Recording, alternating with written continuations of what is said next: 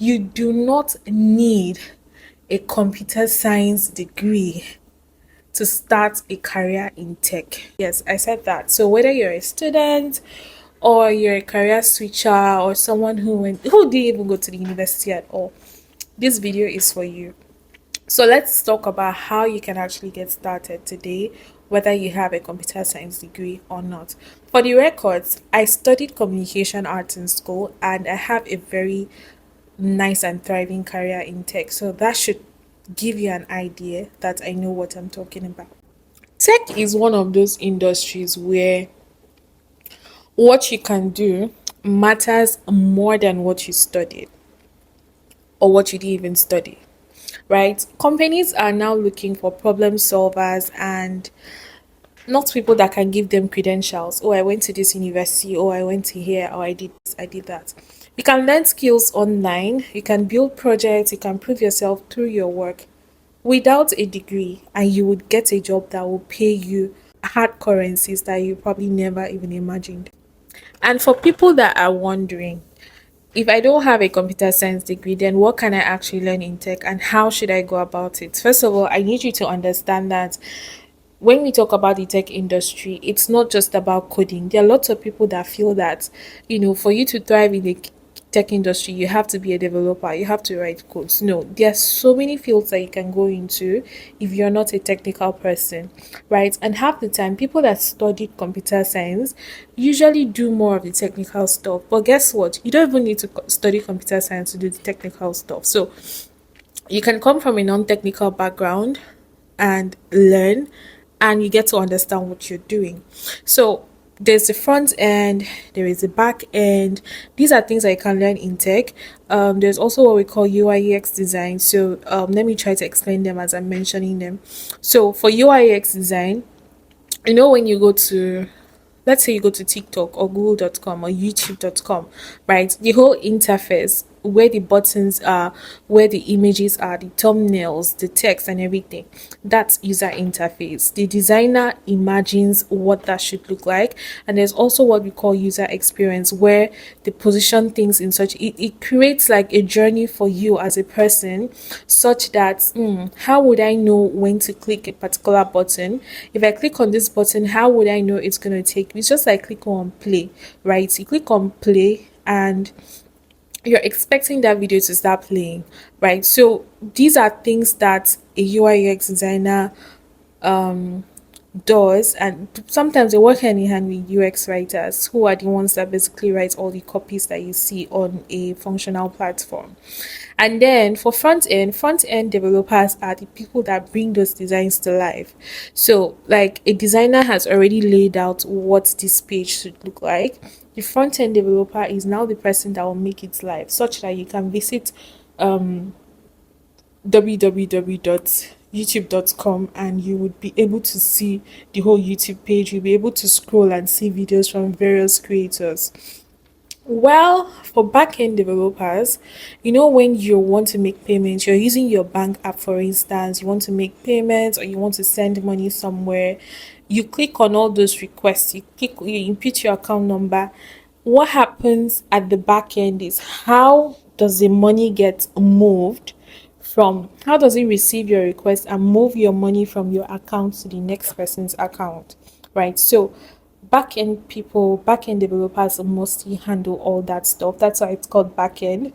There's also the technical writer, and technical writing, to be honest, you don't really need to be that technical. You just need to know enough to be able to explain to the next person, right? And technical writing involves a lot of things, like how to do this, how to do that, some API documentation. So you need to read more about it. There's also the data analyst.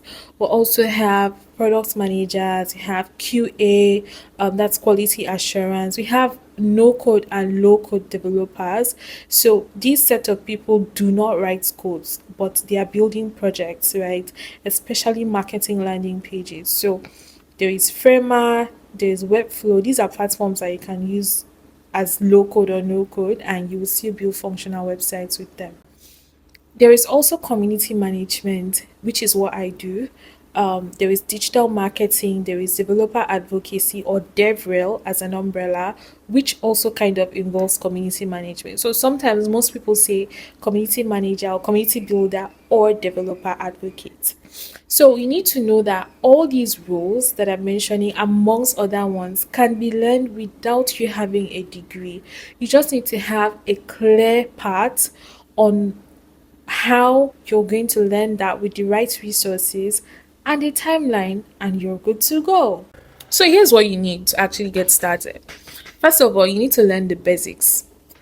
There are so many free resources that you can use. There is YouTube, there is Coursera, there is Udemy, Udacity, there are some websites, there are some blogs. So first of all, learn the basics of what you want to do. You can just start by doing that simple research. If you want to go into technical writing, for instance, you can go into YouTube, type technical writer or technical writing. You can just search that on Google. At least try to understand the basics of what you want to do. The second thing is you need to build projects, no matter how small it is, no matter how big it is. If you want to become a technical writer, then you need to start learning how to write. Build projects, learn how to write, and learn how it works. If you're coming in as a designer, you're not just learning, but you need to learn and also work on projects. That's the only way you get to showcase your skills, right? And then not finally, the next thing you need to do is create a portfolio, create a resume. Your portfolio basically showcases, houses your work, houses the project that you've worked on, houses the processes that you followed. And then your resume, as a beginner, you don't even need too much. Just one page resume that shows the contribution you've made or the work that you've done is enough. And then the next thing, you need to join a community. People underestimate the importance of community, and I don't know why. My first project ever came from being part of a community. I was recommended. I will always say this every time, every day. You know, join a community. You never can tell where these opportunities will come from. Aside from you getting access to opportunities in a community, you're also going to meet people who are doing the same thing as you're doing. So join a community, show people what you're working on, get feedback, and also look at what other people are working on to stay motivated. And then the next thing you need to do is document your journey online. See, trust me, documenting your journey online will help you stand out. So you don't have to struggle at any point, because it's even more difficult for beginners. But if you start documenting as you're learning, it becomes easy when you eventually want to look for a job or apply for a job. And then the next thing is to start applying. Even if you feel like I'm not ready to apply for this job, I don't think I'm qualified, or you open all those job applications, especially those ones on LinkedIn, and you see 100 applicants, 200 applicants, 500 applicants, and you become so overwhelmed. You're like, I don't even know if this is for me or not. Apply regardless. Like I always say, the worst that can happen is they will say no.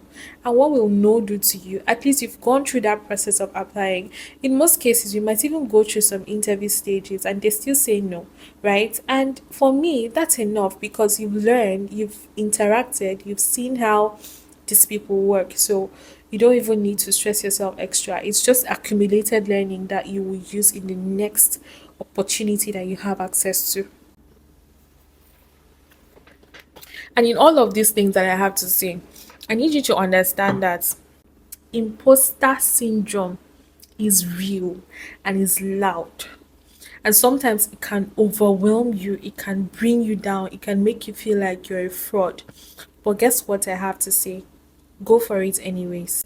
The biggest thing holding people back isn't the lack of a degree, it's the fear.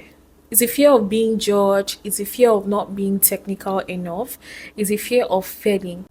But listen, everyone in tech started somewhere. Everyone Googled, what's an API? How does the internet work? Everyone did that at some point in their lives. So give yourself permission to be a beginner. What matters most is your mindset, your grit, and your willingness to keep learning. You don't have to start today and tomorrow you stop and you're like, this is not entering my head. No. Keep learning. Even if you don't understand what you're doing, keep learning, keep going, right? Keep going. After a while, it's going to start making sense. So you have started learning, because you feel like you don't have a computer science degree, but regardless of what happens, you have taken that course, you have built projects. So, how do you actually get your first role?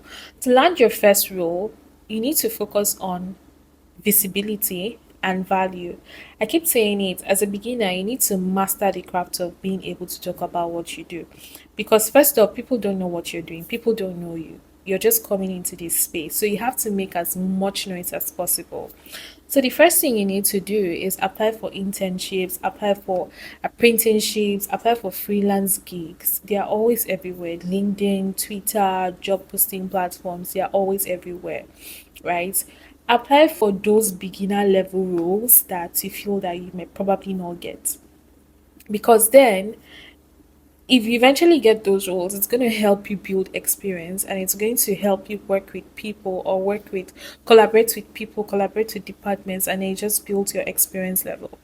The second thing you need to do is volunteer. First off, you don't expect to get apprenticeship or internship roles immediately.